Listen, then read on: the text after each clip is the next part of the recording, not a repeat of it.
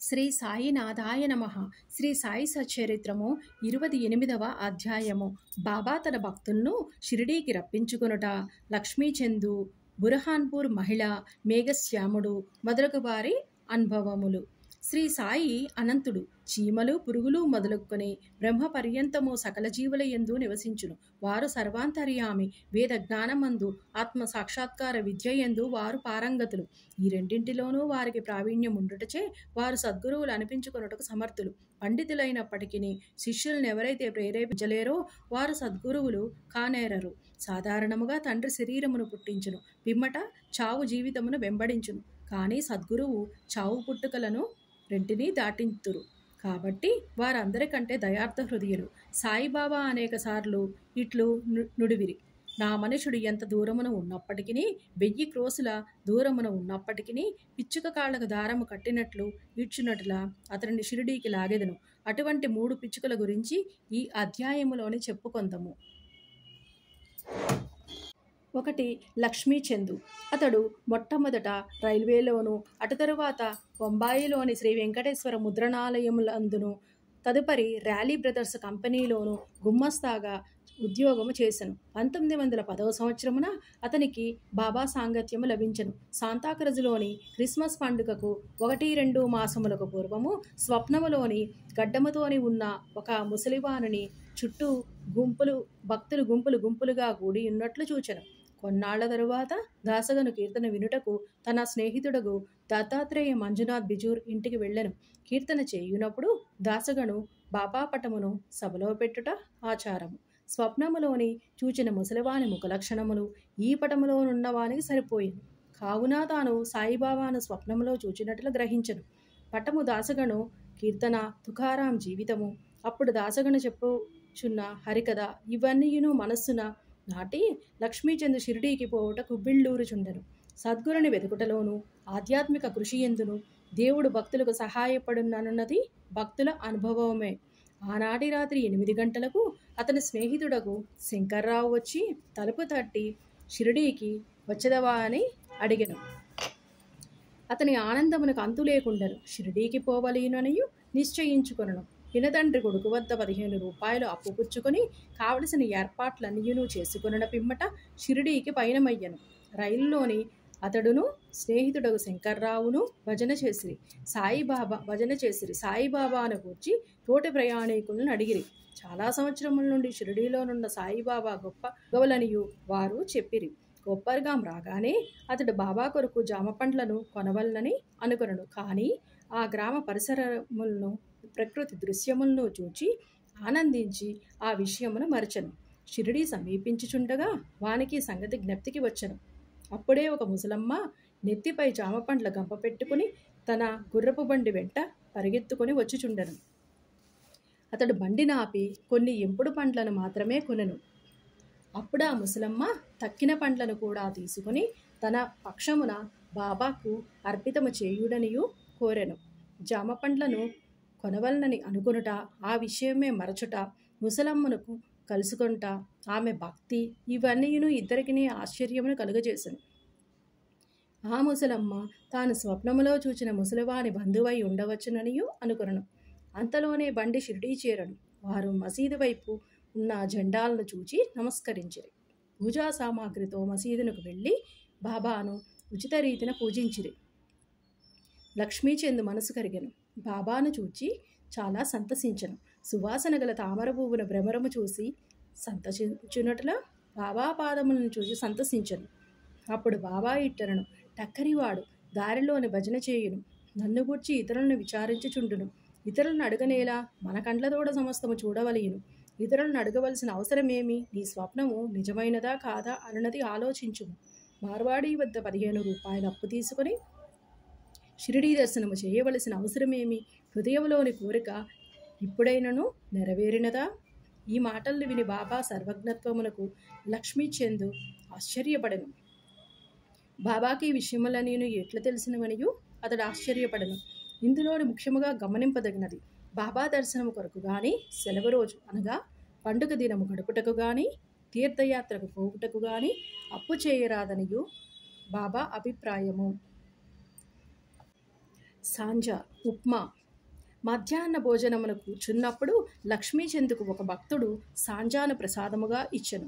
అది తిని లక్ష్మీచందు సంతసించెను. ఆ మరుసటి దినము కూడా దానిని ఆశించెను. కానీ ఎవరునూ సాంజా తేలేదు. అతడు సాంజాపై కనిపెట్టుకొని ఉండెను.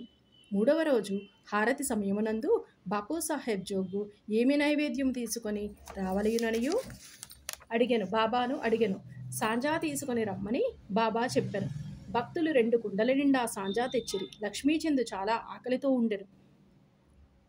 అతని వీపు నొప్పిగా ఉండెను. బాబా ఇట్లనను, నీవు ఆకలితో నుండుట మేలైనది.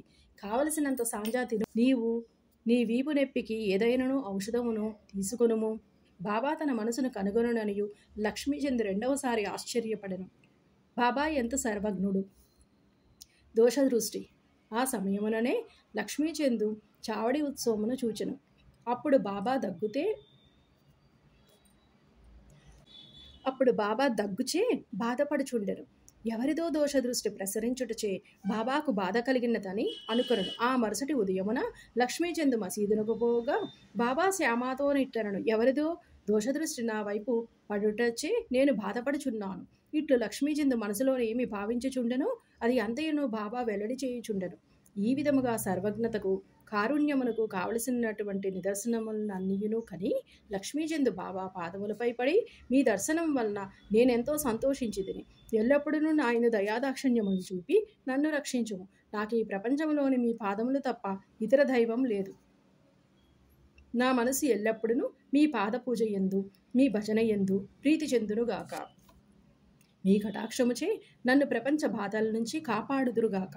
నేను ఎల్లప్పుడూ మీ నామమునే జపించుచు సంతోషముతో నుందునుగాక అని ప్రార్థించను. బాబా ఆశీర్వాదమును ఊది ప్రసాదములను పుచ్చుకొని లక్ష్మీచందు సంతోషముతో తృప్తితో స్నేహితులతో కలిసి ఇంటికి తిరిగి వచ్చెను. దారిలో బాబా మహిమలను కీర్తించుచుండెను. సదా బాబాకు నిజమైన భక్తుడుగా ఉండెను. షిరిడీకి పోవు పరిచితుల ద్వారా పూలమాలలు, కర్పూరము, దక్షిణ పంపుచుండెను. 2 బురహాన్పూర్ మహిళ. ఇంకొక పిచ్చుక భక్తురాలి వృత్తాంతమును చూచెదము. బురహాన్పూరులోని ఒక మహిళకు సాయి స్వప్నములోని కనబడి గుమ్మం వద్దకు వచ్చి తినుటకు కిచిడీ కావలయుననియు అడిగెను. మేల్కొని చూడగా తన ద్వారం వద్ద ఎవరనూ లేకుండిరి. చూచిన దృశ్యములకు చాలా సంతసించి ఆమె అందరికి తెలియజేసెను. తన భర్త కూడా తెలిపెను. అతడు పోస్టాఫీసులో ఉద్యోగము చేయుచుండెను. అతనిని అకోలాకు బదిలీ చేసిరి. భార్యాభర్తలు షిరిడీకి పోవ నిశ్చయించుకొని ఒక శుభదినమున షిరిడీకి బయలుదేరిరి. మార్గమధ్యమున గోమతీ తీర్థమును దర్శించి షిరిడీ చేరి అచట 2 మాసములుండిరి. ప్రతిరోజు మసీదునకు పోయి బాబాను దర్శించి పూజించి మిక్కిలి సంతసించుచుండిరి. వారు బాబాకు కిచిడీ ప్రసాదమును సమర్పించవలయుననియు షిరిడీకి వచ్చిరి. కానీ అది 14 రోజుల వరకు తటస్థించలేదు. ఆమెకు కాలయాపన ఇష్టము లేకుండెను. 15వ రోజు ఆమె కిచిడీతోని మసీదునకు 12 గంటలకు వచ్చెను. మసీదులోని అందరూ భోజనమును కూర్చుండిరి కనుక తెరవేసి ఉండెను. తెరవేసి ఉండునప్పుడు ఎవరునూ లోపల ప్రవేశించుటకు సాహసించరు. కానీ ఆమె నిలువలేకపోయెను. ఒక చేతితోని తెరపైకెత్తి లోపల ప్రవేశించెను. బాబా ఆనాడు కిచిడీ కొరకు కనిపెట్టుకుని ఉన్నట్లు తోచెను. ఆమె కిచిడీ అచట పెట్టగానే బాబా సంతసముతోని ముద్ద మీద ముద్ద మృంగుట ప్రారంభించెను. బాబా ఆతురతను చూచి అందరూ ఆశ్చర్యపడిరి. ఈ కిచిడీ కథను విన్నవారు బాబాకు తన భక్తులపై అసాధారణమైన ప్రేమ ఉండుననుటను విశ్వసించిరి. మేఘశ్యాముడు. 3 మేఘశ్యాముడు.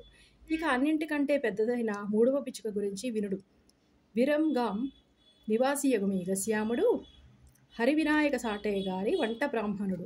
అతడు అమాయకమైన చదువురాని శివభక్తుడు. ఎల్లప్పుడూ శివ పంచాక్షరిని ఓం నమ శివాయను జపించువాడు. అతనికి సంధ్యావందనము గాని గాయత్రి మంత్రము గాని తెలియకుండెను. సాటే గారికి వీని యందు శ్రద్ధ కలిగి గాయత్రి మంత్రముతోని సంధ్యావందనమును నేర్పించిరి. సాయిబాబా శివుని అవతారమనియు సాటే అతనికి బోధించి షిరిడీకి ప్రయాణము చేయించెను. బ్రోచి స్టేషన్ వద్ద సాయిబాబా మహమ్మదీయుడనియు ఎవరో చెప్పగా అతని మనసు కలవరపడి తనను అచటకు పంపవద్దనియు యజమానిని వేడుకొనను. కానీ ఆ యజమాని మేగుడు షిరిడీకి పోయి తీరవలయుననియు నిశ్చయించి అతనికి ఒక పరిచయ ఉత్తరమును షిరిడీవాసి తన మామగారు దాదాగేల్గర్కు రాసి సాయిబాబాతో పరిచయం కలుగజేయవలయుననియు ఇచ్చెను. షిరిడీ చేరి మసీదునకు పోగా బాబా కోపించి అతనిని లోపలికి రానియ్యక ఈ విధవను తన్ని తరిమివేయుడు అని గర్జించి మేగునితోనే ఇట్లనను, నీవు గొప్ప జాతి బ్రాహ్మణుడు, నేనా తక్కువ జాతి మహమ్మదీయుడను. నీవిచటకు వచ్చినాచో నీ కులము పోవును కనుక వెడలిపొమ్ము. ఈ మాటలు విని మేగుడు వణకనారంభించను. అతడు తన మనస్సులోని ఉన్న విషయములను బాబాకిట్లు తెలిసిననియు ఆశ్చర్యపడను. కొన్ని దినములు అచటనే ఉండి తనకు తోచినట్లు బాబాను సేవించుచుండెను. కానీ అతడు సంతృప్తి చెందలేదు. తరువాత తన ఇంటికి పోయెను. అక్కడి నుంచి త్రయంబక్ నాసిక్ జిల్లా పోయి అచట 1 సంవత్సరం 6 మాసములుండెను. తిరిగి షిరిడీకి వచ్చెను. ఈసారి దాదాగేల్కరు కల్పించుకొనుటచే అతడు మసీదులోని ప్రవేశించుటకు షిరిడీలోని ఉండుటకు బాబా సమ్మతించెను. మేఘశ్యామునకు బాబా ఉపదేశము ద్వారా సహాయము చేయలేదు. అతని మనసులోనే మార్పు కలుగచేయుచు చాలా మేలు చెందెను. అప్పటి నుంచి అతడు సాయిబాబాను శివుని అవతారముగా భావించుచుండెను. శివుని అర్చనకు బిల్వపత్రి కావలేను. మేగుడు ప్రతిరోజు మైళ్ళ కొలది నడిచి పత్రిని తెచ్చి బాబాను పూజించుచుండెను.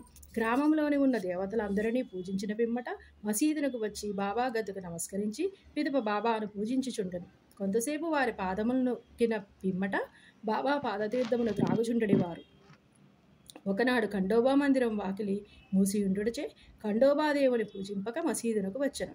బాబా అతని పూజను అంగీకరించక తిరిగి పంపివేశను. ఖండోబా మందిరము వాకిలి తెరిచి ఉన్నదనియూ చెప్పెను. మేఘశ్యాముడు మందిరమునకు పోయెను. వాకిలి తెరిచి ఉండుటచే ఖండోబాను పూజించి తిరిగి వచ్చి బాబాను పూజించెను. గంగా స్నానం. ఒక మకర సంక్రాంతి నాడు మేగుడు బాబా శరీరమునకు చందనమును పూసి గంగానదీ జలముతోనే అభిషేకము చేయదలంచెను. బాబాకు అది ఇష్టము లేకుండెను. కానీ అతడు అనేక సార్లు వేడుకొనగా బాబా సమ్మతించెను.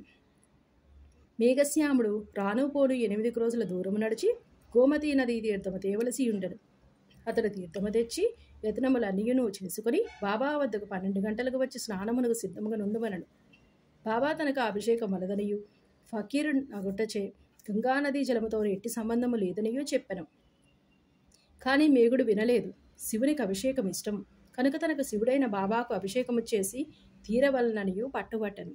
బాబా సమ్మతించి క్రిందికి దిగి పీటపై కూర్చుండి తల ముందుకు సాచి ఇట్లనను, ఓ మేఘ, ఈ చిన్న ఉపకారమును చేసి పెట్టుము. శరీరమునకు తల ముఖ్యము కావున తలపైన నీళ్లు పోయుము, శరీరమంతటిపై పోసినట్లగును. అట్లనే అని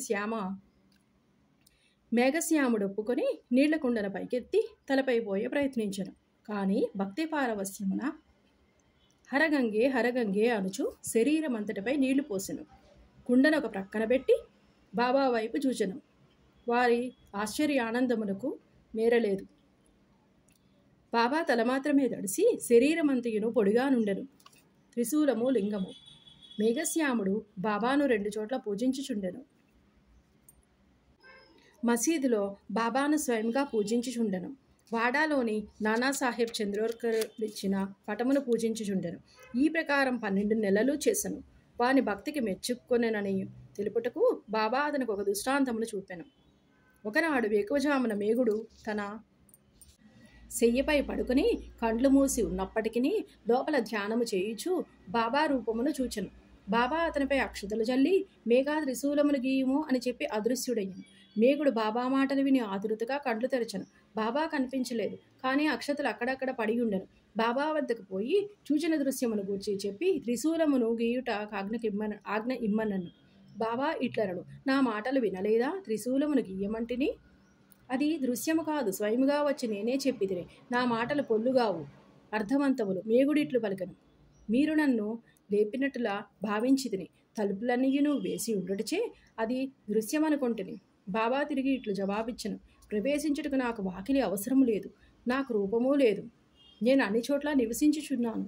ఎవరైతే నన్నే నమ్మి నా ధ్యానమునందే మునిగి ఉందురో వారి పనులన్నీయును సూత్రధారినై నేనే నడిపించెదను. మేగుడు వాడాకు తిరిగి వచ్చి బాబా పటం వద్ద గోడపై త్రిశూలమును ఎర్ర రంగుతోనే గీసెను. ఆ మరుసటి దినము ఒక రామదాసీ భక్తుడు పూనా నుంచి వచ్చి బాబాకు నమస్కరించి ఒక లింగమును సమర్పించెను. అప్పుడే మేగుడు కూడా అచటకు వచ్చెను. బాబా ఇట్లనను, చూడు, శంకరుడు వచ్చినాడు, జాగ్రత్తగా పూజింపుము. మేగుడు త్రిశూలమును గీసిన వెంటనే లింగము వచ్చట చూచి ఆశ్చర్యపడెను. వాడాలోని కాకాసాహెబ్ దీక్షిత్ స్నానము చేసి సాయిని తలంచుకొనుచుండగా తన మనోదృష్టి యందు లింగము వచ్చట గాంచెను. అతడు ఆశ్చర్యపడుచుండగా మేఘశ్యాముడు వచ్చి బాబా తనకు లింగము కానుకగా నిచ్చిననియూ చూపెను. దీక్షిత్ దానిని చూచి సరిగానది తన ధ్యానంలోని కనబడిన దాని వలె ఉన్నదనియూ సంతసించెను. కొద్ది రోజులలోనే త్రిశూలమును వ్రాయుట పూర్తిగానే బాబా మేఘశ్యాముడు పూజ చేయుచున్న పెద్ద పటం వద్ద లింగమును ప్రతిష్ఠించెను. మేఘశ్యామునకు శివుని పూజించుట చాలా ప్రీతి కనుక త్రిశూలమును వ్రాయించి లింగమును ప్రతిష్ఠించుట ద్వారా బాబా వాని ఎందుండు నమ్మకమును స్థిరపరచెను. అనేక సంవత్సరములు బాబా సేవ చేసి అనగా పూజ, మధ్యాహ్నం, సాయంకాల హారతి సేవలు చేసిన తుదకు 1912లోని మేఘశ్యాముడు కాలమునొందెను. బాబా వాని కళేభరంపై పడి చేతులు చాచి ఇతడు నా నిజమైన భక్తుడెనను. బాబా తన సొంత ఖర్చులతోనే బ్రాహ్మణులకు చావుబోజీ ఏర్పాటు చేయుమనను. కక్కాసాహెబ్ దీక్షితు బాబా ఆజ్ఞ నెరవేర్చును. శ్రీ సాయి నాథాయ నమః.